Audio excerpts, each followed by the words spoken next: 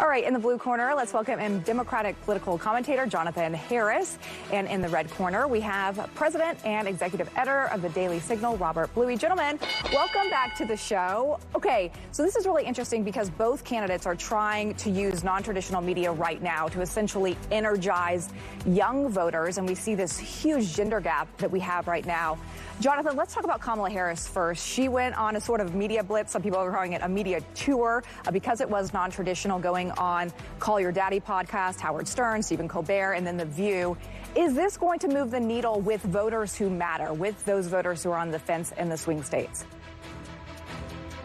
I have a theory that, if you look closely at the polling, even when it was Biden against Trump, for the most part, this race has been within the margin of error. And my theory is that nothing is really going to move the needle because I think people know that the choice is clear. And whether you like Donald Trump or you don't, or you like Vice President Harris or you don't, I haven't really seen any massive outside of the margin of error shift. So, no, I don't think it hurts because one of my concerns was that, a vice president is kind of a placeholder. And so if they wanted her to lead the ticket, a lot of people supported her when she was running for president in 2020 before President Biden picked her as his running mate. But a lot of people didn't follow that campaign, so they didn't really know her. And so this has been a great opportunity to get to know her. And it really contrasts with Donald Trump, who people know and who is remarkably unpopular with the American people. So that's true. 1 in 4 voters say they still don't know enough about Kamala Harris, Robert, to make an opinion of her. And that's part of this media blitz she's trying to do. But also her slogan is that she is the future. And recently on one of those media interviews with The View, when she was asked if she would do anything differently than Joe Biden, here was her response. Would you have done something differently than President Biden during the past 4 years? There is not a thing that comes to mind in terms of, and I've been a part of most of the decisions that have had impact. One of the reasons that she wasn't at the top of Biden isn't top of the ticket because he wasn't polling more with American people. Is this going to hurt her that she can't explain what she would do differently than the last 3.5 years?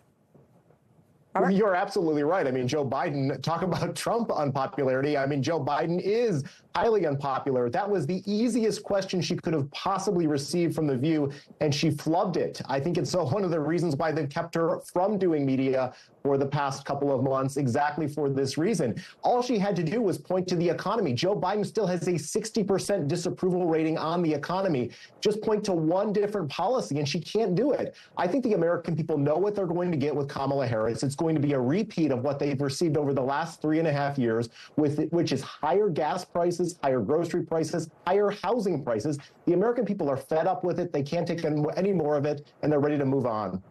Jonathan, let me ask you this real quick, because I want to go back to something with this gender gap, because the Harris campaign is trying to use Tim Walz to go out and do this media blitz, talking about him being a coach, doing kind of sports type interviews. And that started this morning with him being on GMA, but ended up being about something else. Let's play a clip of that.